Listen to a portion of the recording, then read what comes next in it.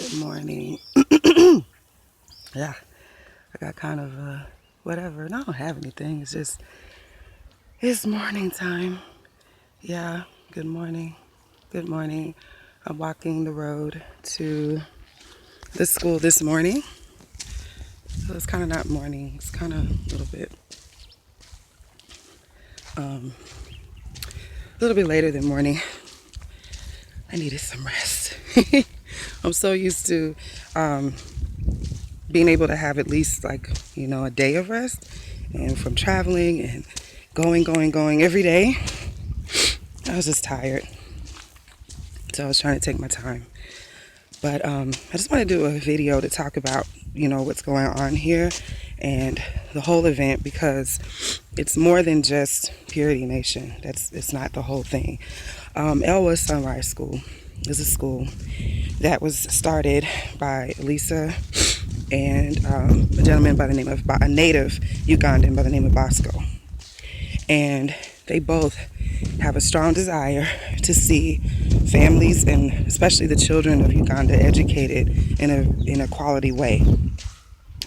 And much of what they talk about in terms of education for children is the same thing that myself and Shayla, Miss Kathy, and teachers and all of us at Victory Academy talk about a lot. And their desire is to not only see kids educated, but they want the parents to partner with them.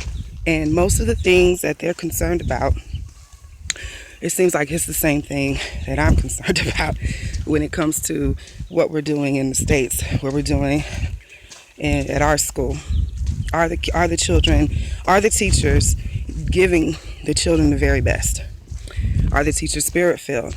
Do the teachers have critical thinking skills? And that's one of the things that is a big concern for Lisa, the lack of critical thinking skills. The culture here is very, I don't know how to explain, do what you're supposed to do and that's it, If they've been taught one way, that's the way that they always do it. So you give a teacher a lesson. Hi.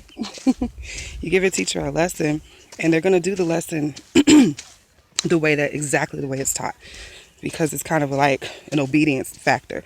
This is what they said, this is what you do. However, we all know, especially as educators, how important it is to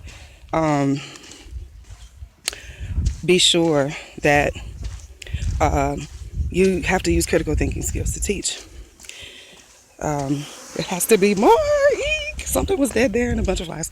It has to be more than just more apoyo. It has to be more than just doing exactly what the book says. So building critical thinking skills is very important. So that's her concern as well. Does she have the right teachers to move forward with the vision that she desires to see fulfilled here in Uganda? And just so you understand, Lisa has been teaching for 10 years, and she's been teaching in the States. She's taught in the States for 10 years, and the Lord placed on her heart to start a school here. And they've come a long way, but so much more to do, so much further to go. So, this week, she put together a family event, somewhat of a family event. So basically what's happening is every day there's a different, theme. So Sunday, I spoke and did a Purity Nation event at the church afterwards. And that was amazing because we really didn't know what to expect. This is a culture that doesn't talk about sex. It doesn't talk about those things. It's like a taboo. Wait, we're talking about that? So I didn't know what to expect. But to my surprise, the meeting went on for hours after we left. And people had opinions and thoughts, and they shared what they felt should happen, in terms of sex education. So it was really good. As you can tell, I'm walking. So it was amazing. And then I did another one on Monday night at the school where I talked to the parents and talked to another set of parents. And at first it was a little uncomfortable. Even one of them said that they're uncomfortable. We usually don't talk about these things. But the more I talked, the more Lisa talked and explained, the more our translators explained the importance of preparing kids at a young age, the more the atmosphere changed. And there were parents there who were concerned. And one gentleman who has a 17-year-old, he was wondering, how can this education continue? How can we keep it going and not just do it this one time? He also wanted to know how we can, get more materials. And I said, well, you know what? I'm going to create some things and some pointers for parents and have it translated in your language. So that way you can, always have something to refer to. So I thought that was awesome that they wanted more and wanted it to be ongoing. And they were stressing a couple of times how, moms have to teach certain things to their girls and men have to teach certain things to their boys. So they recognize the importance. So I was supposed to do one for the teens on Tuesday. However, yeah, there's a goat over there. Yeah, this goat. Yeah, how you doing? I know. Yeah. Apoyo. Little kid. I'm almost approaching the school. Yeah, when you walk through here, you see goats, you see cows, you see everything. There's nothing off limits. We were in church, and like chickens were coming in towards the end, and had to chase out a few a few animals, but that's normal. Hello, Apoyo. They're calling my name. I talked them my name, and now they know my name. But anywho, let me finish this up before I get to the school. What happens is every day there's a different theme.